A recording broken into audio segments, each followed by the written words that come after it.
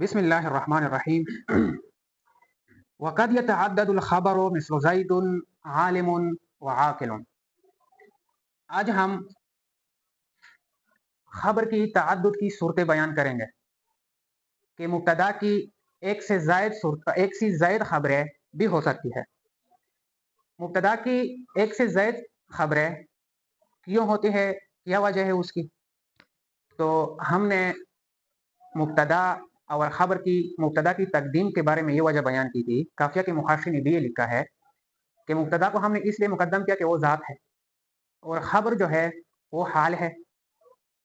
تو ایک ذات کی کئی حالتیں ہو سکتی ہے، اسی طرح ایک مبتدا کی کئی خبریں ہو سکتی ہے.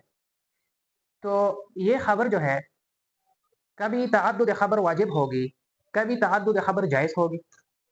تعدد خبر جائز وہاں ہو جو وہاں ایک خبر سے معنی تام ہوتا ہو، ایک خبر سے معنی تام ہوتا ہو، تو وہاں پر تعدد جائز ہے، واجب نہیں. اس کی مثال یہاں نقشہ میں آئے گی. اور اگر ایک خبر سے معنی تام نہ ہو تو وہاں پر خبر کی تعدد واجب ہے. خبر کی تعدد وہاں پر واجب ہے. آپ یہاں دیکھیں الخبر، خبر واحد ہوگا یا متعدد ہوگا. خبر واحد ہو لا بحث فی ہے لیس مما نحن فی ہے، ہماری بحث اس مبتدا کے خبر میں ہے جو متعدد ہو. تو متعدد ہو پھر دو حال سے خالی نہیں. خبر متعدد ہوگا، مخبر عن ہو کے متعدد ہونے کے ساتھ، خبر متعدد ہوگا مخبر عن ہو کے متعدد ہونے کے بغیر. مخبر عن ہو متعدد ہو تو ظاہر ہے کہ خبر بھی متعدد ہوگا. اس صورت میں خبر کا متعدد ہونا واجب ہے، اس لیے کہ مخبر عن ہو متعدد ہے.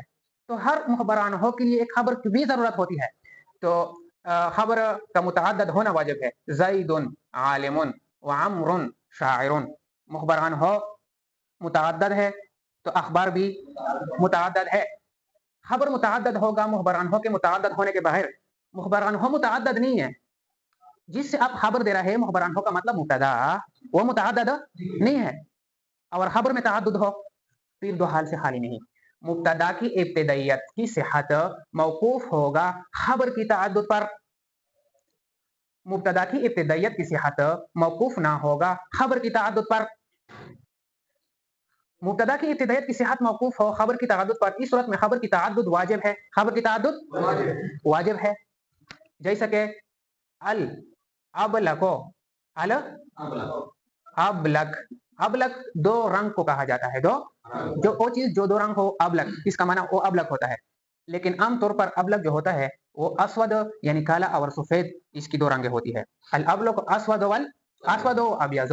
اچھا، یہاں پر الابلق مبتدا ہے اور اسود و ابیض، اس لیے اگر ہم تعدد خبر نہ لائے، ابیض کو ذکر نہ کرے، خبر ثانی کو ذکر نہ کرے، یا صرف اسود کو حذف کرے، اب ابیض کو ذکر کرے، تو ابلق کا جو معنی ہے وہ حاصل نہیں ہوتا. اس لیے کہ ابلق تو دو رنگ کو کہا جاتا ہے. اگر ان میں سے ہم ایک کو ذکر کریں تو معنی وہ جو ہم نے کہا کہ مبتدا ایک خبر سے معنی تام ہوگا، ایک معنی سے خبر، تو خبر کی تعدد کیا ہے؟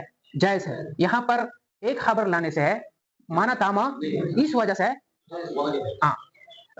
مبتدا کی ابتدائیت کی صحت موقوف نہ ہو خبر کی تعدد پر. اگر خبر آپ متعدد نہ لائے پھر بھی مبتدا بنے گا. وہ جو ہم نے کہا کہ اگر مبتدا ایک خبر سے تام ہوتا ہو تو اس صورت میں خبر متعدد لانا واجب نہیں ہے بلکہ جائز ہے. یہ صورت ہے. دیکھیں، خبر کا تعدد بے اعتبار لفظ ہوگا، بے اعتبار لفظ و معنی دونوں ہوگا. خبر کا تعدد بے اعتبار لفظ ہو، بے اعتبار پھر دو حال سے خالی نہیں. حرف عاطف کے ساتھ ہوگا، بغیر حرف عاطف کے ساتھ ہوگا. دونوں مثالوں میں تعدد الخبر جائز ہے، واجب جائز ہے. یہ مثال بدون حرف عطف ہونی چاہیے اور یہی اولا ہے. اور یہی اگر دونوں حرف عاطف کے ساتھ ہوگا بغیر حرف، خبر کا تعدد حرف عاطف کے ساتھ ہوگا بغیر حرف عطف کے ہوگا، تو یعنی اس میں دو صورتیں جائز ہے. درمیان میں حرف عطف لانا بھی جائز ہے اور حرف عطف کو حذف کرنا بھی جائز ہے. لیکن کہتے ہیں کہ یہ مثال بدون حرف عطف ہونی چاہیے، بغیر حرف عطف کے ہونی چاہیے، اور یہی اولا ہے. اور یہی جیسے ھذا حلو حامض، ھذا یہ چیز حلو حامض میٹھا کٹا ہے.